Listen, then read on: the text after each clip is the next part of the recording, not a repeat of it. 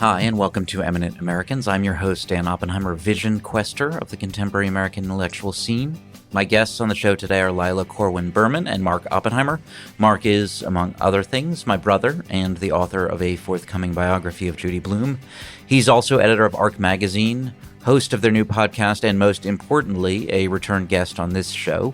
Lila is the Paul and Sylvia Steinberg Professor of American Jewish History at New York University and the director there of the Goldstein-Gorin Center for American Jewish History. She's the author of a number of books, including Speaking of Jews, Rabbis, Intellectuals, and the Creation of an American Public Identity, and most recently, The American Jewish Philanthropic Complex, the History of a Multi-Billion-Dollar Institution. This is the first episode of Eminent Americans that will be available in full only to my paid subscribers. And to reward those generous few among you, I made sure it's a spicy one.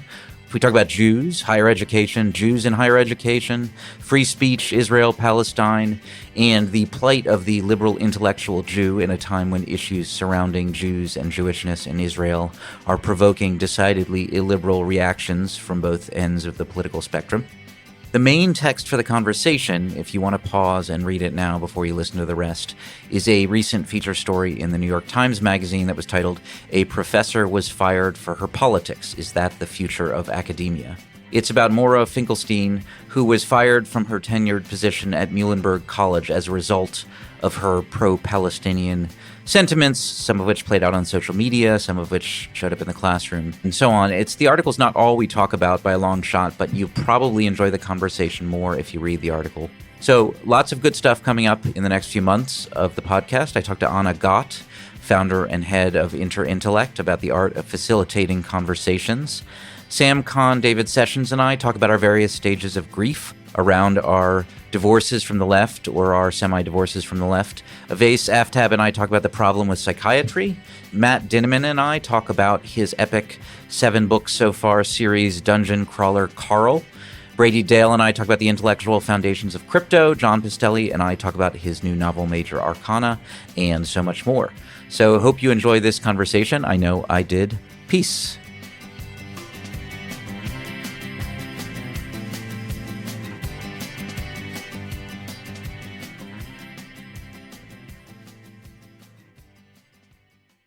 Lila and Mark, welcome to Eminent Americans. Mark, you've been here before. You've already been anointed an Eminent American, but Lila, now you are hereby officially anointed an Eminent American by the power vested in me by the Jewish Philanthropic Complex.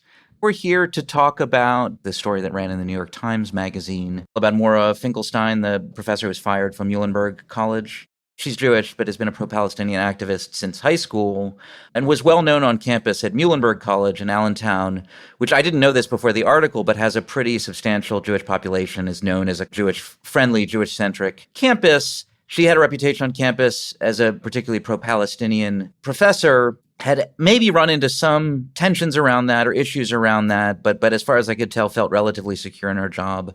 She was tenured. And then she made some posts, and I think one post in particular to social media where she reposted on Instagram something from another activist that was, I would say, not just critical of Zionists, but basically saying don't allow Zionists to sort of operate in your midst without shaming them or calling them racists. And that seemed to be the cause that initiated a chain reaction that ultimately led to her being fired. So the article is about broader questions of academic freedom, whether there's attacks on academic freedom from the left, from the right, whether there's a quote-unquote Palestine exception for a lot of people when it comes to academic freedom and so on. So Lila, I mean, what was your initial reaction to it? Well, I think I have the distinction of being the only person here who has not been published in the New York Times Magazine. Is that correct? Small sample size, but yeah. So you tell me. I mean, I would assume those articles go through a rigorous editing process just on the level of structure and narrative and sentences. So a lot of my initial reaction to the article was I just found it unpleasant to read. I thought that the way that the author told the story, and I know the author's work, and I think she's, certainly a good writer. I know her work from this other story she had written about when she and her wife were accused of, it wasn't just sexual harassment, I think it was also sexual assault when they were on faculty in Arizona. And it ended up being this like crazy case. Oh, I remember that story. Yes. That was bonkers. Yes. And it was all about like when things you think are facts, when ground you think is solid, just falls away. And suddenly you're asking yourself, oh my goodness, did I do these things that I know I didn't do? But this whole process is kind of put into place. And suddenly I'm giving these affidavits and having to say I didn't do these things, which makes it appear as if it's possible I did them.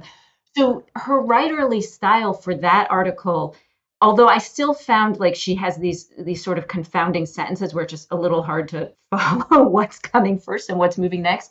But the general tone of bafflement and confusion and what you might not know worked quite well for that article. But I found a sort of similar tone here, which I didn't think was warranted, because I really felt like it was important to start this article by saying a few things. One is that the actual post that you mentioned, Dan, that she posts after being rebuked, I mean, not great judgment, right? So she's like rebuked for making students who are Zionists feel very, very uncomfortable. This is like January 2024. She kind of goes home and that night sees this very inflammatory statement. And, I mean, one can give her enough credit to say she knew it was a very inflammatory statement, and she reposts it on her disappearing story on Instagram.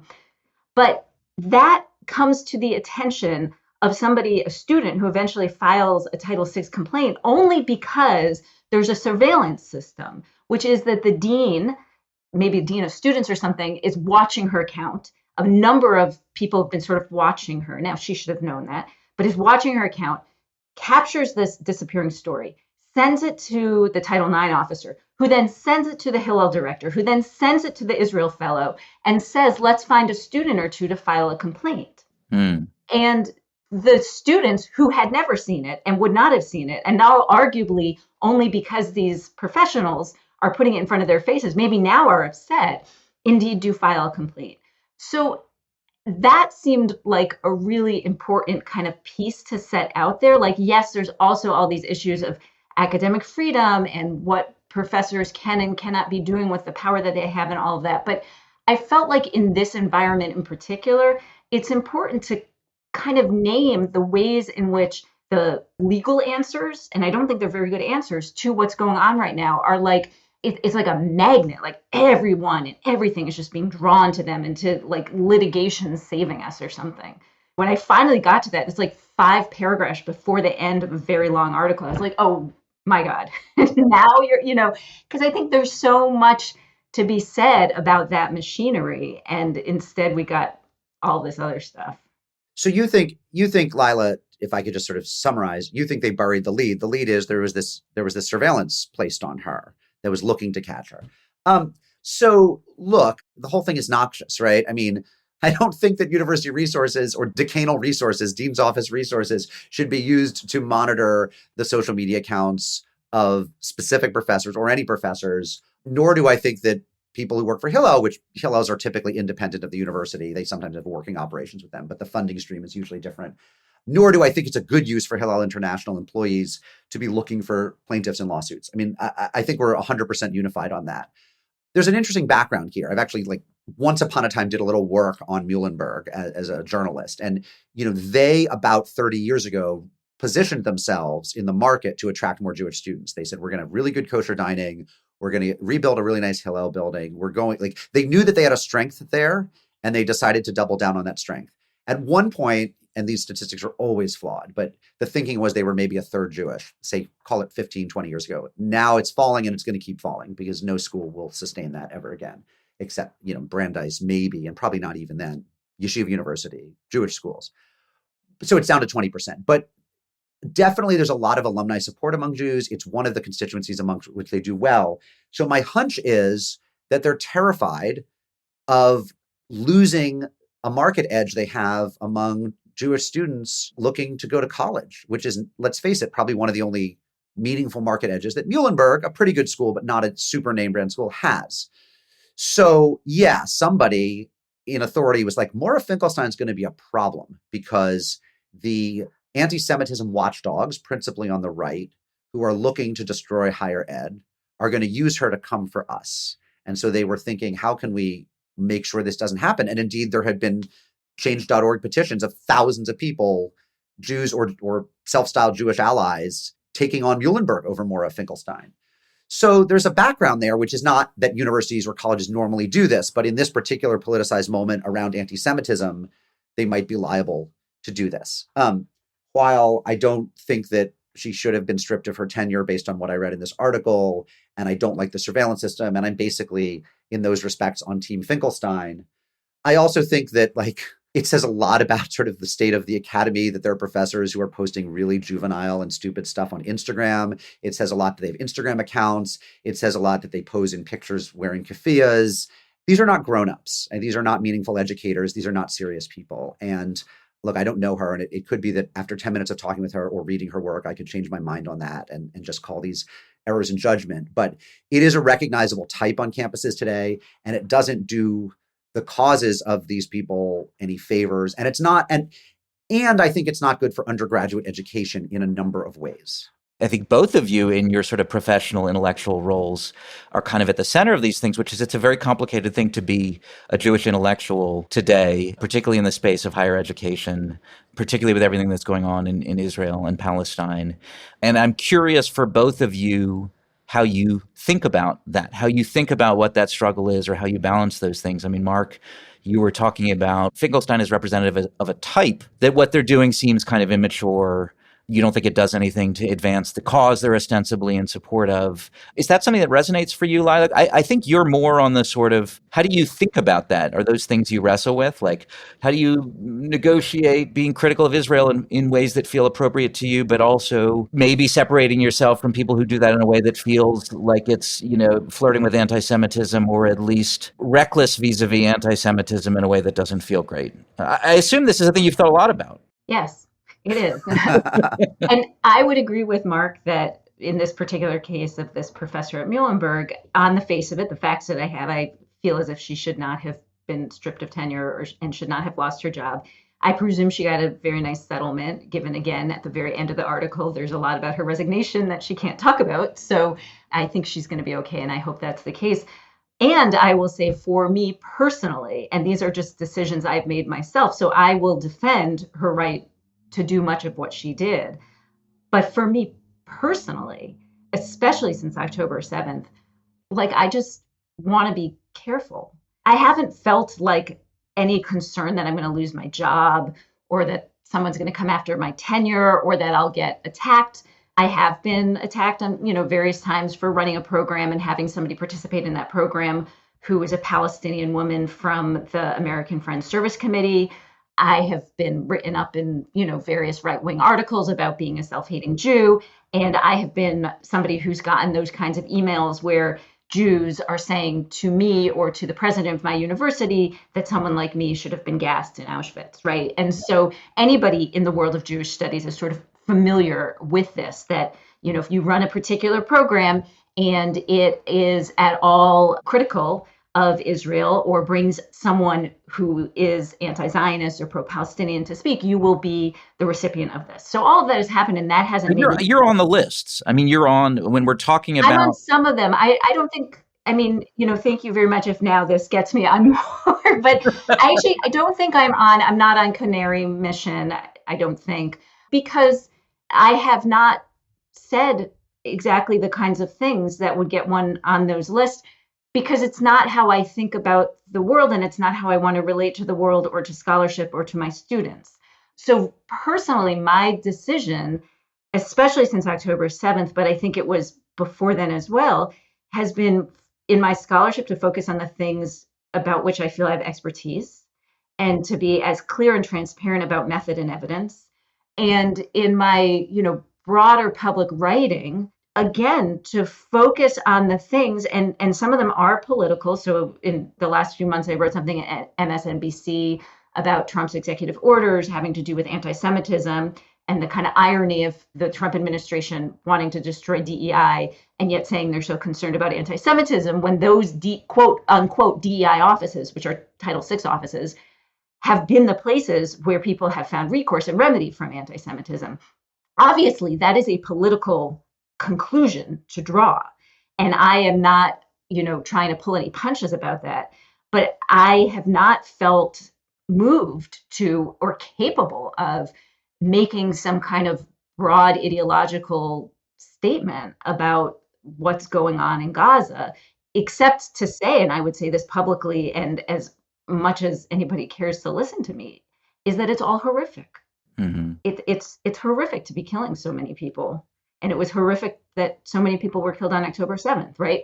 And I have frames of analysis, and some of them I have some expertise in, and some of them I'm just a human being who reads the news and has analysis. But when I think about my scholarship and when I think about my teaching, I have tried to be very careful. And I don't think that's because I'm chilled. I think it's because I feel like my expertise, it's the only credibility I have. And so I want it to be credible to me anyway. And, I don't think I'm somebody who has the expertise to say really broad things about what Israel should or shouldn't be doing right now as a scholar of American Jewish history. It is interesting, right? One of the things that happens when you write about Jewish history, and Lila's much more a scholar of American Jewish history than I am, but I've obviously written a lot about it, is that everyone wants to pull you into Israel. And I always say, I've been there twice. I know some Hebrew, but I couldn't really carry on a conversation in Hebrew. You don't want me talking about Israel. I'm not qualified. You don't have tenure, right, Mark? No, I think that's I've never had tenure. You have an academic position, but it's not a tenured position, right? I've never had a multi-year contract. I've never not been fireable. I've always been fireable at every job I've ever had. And Lila, you have multiple layers of fancy. I have so much tenure. She could lend me some tenure.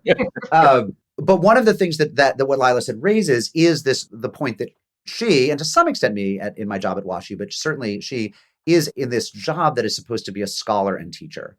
And this was raised in the article. I thought actually this was the best part of the article in the Times Magazine, was when it kind of talked about the history of, quote, academic freedom, the way that organizations like FIRE see it, and the way that the American Association of University Professors sees it. And it kind of surfaced the fact that scholars today, at least at research universities like Lila's, and but really anywhere, I'm sure Maura Finkelstein felt this way, are teachers in the classroom and also researchers. Now, if you ask teachers, there's a line you'll get from a lot of them where they say, being a scholar makes me a better teacher. I've heard people say, I can't imagine being a good teacher in the classroom if it weren't for the research I do on my sabbaticals and in the summers. I think this is utter nonsense. I could go, Lila, I could teach your freshman American Jewish history class despite not being the kind of archival scholar you are. One of the best acknowledgments I've ever seen to an academic book, it was some kind of very arcane specific study. And it said it's traditional in acknowledgments to thank one's students. I cannot do this. This complicated topic is nothing I would ever teach my students and have nothing to do with them. Right. And look, at certain levels, it may be the case, maybe there's some way in which you can't teach students to be physicists unless you're actively engaged in physics right now with a lab. I don't know if that's true. It's certainly possible. It is utterly untrue for everything I've taught. Freshman English, the Jewish novel, religion and journalism. I do not need to be a working scholar of these things to teach them well at the undergraduate level. So one of the tensions you have is Maura Finkelstein, if what she cares about is teaching undergraduates well, and that's the job. And here I'll try to just go out on a limb a little bit, right? I don't think she should have been stripped of tenure, but if I'm evaluating how good she is at her job, there is a real way in which your public persona can make you a less effective teacher. I'm not saying she did it here. I'm putting that out there. Logically, it is certainly true that certain kinds of public personae and the figure you cut around campus can make you a crappier teacher. It can make students trust you less. It can make them think of you as less wise. It can make them scared to approach you to disagree. So, part of what I want to say to some of these people in this debate is, are you at this moment making yourself a more effective teacher of 19-year-olds? Are you sacrificing some of it, but you'd say to the greater good? Do you feel you're modeling public citizenship and that's more important than your syllabus?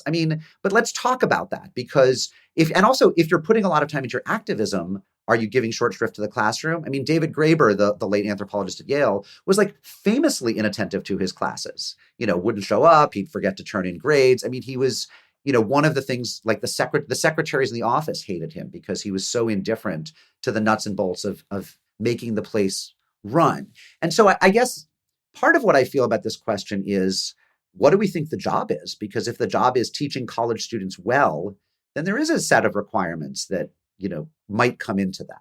I do want to get into all those issues, but there's a different kind of issue that I wanted to ask both of you, because it's kind of where my brain has been recently, which is like, do we have an obligation to weigh in on Israel and Palestine?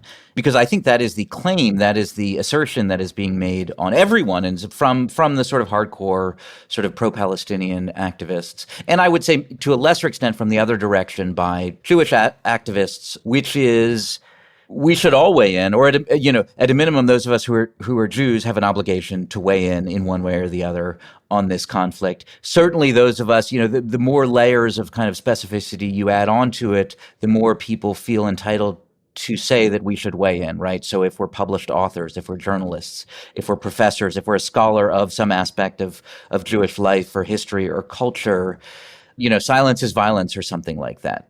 I think I've heard both of you say, hey, this is not my area of expertise. I'm not obligated to speak on it. I don't feel like I have sufficient knowledge or expertise to speak on it. I assume you agree with me that there's a lot of people who would say, oh, that's just a fucking dodge. Like, come on, look at what's happening over there. Look at all the babies dying. So here, I mean, actually, when you were talking, I was thinking about, this also comes out in the article, that there's like these three components. I can't remember if it's AAUP or like some earlier iteration of what academic freedom is meant to protect, right? And so it's like the stuff in the classroom, right? So if I, want to say something provocative in the classroom, I ought to be able to do it according to academic freedom. It's my research that I can ask whatever questions I want and write my interpretations and my understanding of my research. And then it's this question of, as just a citizen, do I have the same freedom of speech as everyone else? And so, Dan, when you ask that question, it's like, I definitely feel moved to speak about what's happening in Gaza and the carnage and the lack of any sense of what the hell is the plan. What is Israel doing, right? Is the plan to transport an entire population? Right? Is the plan to colonize, and then we can't say anymore that Israel's not a colonial state? Like, just be like, well, everyone's saying that, so let's like go for it, right? Like, what is the plan? It's unconscionable. And I think that, whether it's what Allmart says is a war crime, what others say is a genocide, it's really fucking bad, right? And I will sign things, I will march at things, I feel so moved by that. And I don't know how you wake up in the morning and you see the photos you see and you see what's happening. Now, am I also worried about my family that lives in Jerusalem and Haifa and around Tel Aviv? Yes, incredibly worried, right? So that seems different from what I'm writing in my research or what I'm teaching in my classroom. But by a certain logic, and it's not just the logic on the left, right? So the logic on the left would say, anytime I then go into my classroom, I need to be waving a Palestinian flag or wearing keffiyeh or whatever it is.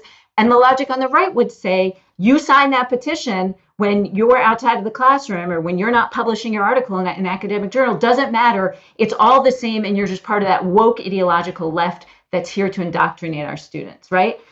I think both of those positions are just deficient. Hey, so this is the free teaser. If you want to hear the whole thing, you know what you have to do. You have to subscribe, at least for this month, and send some moolah my way.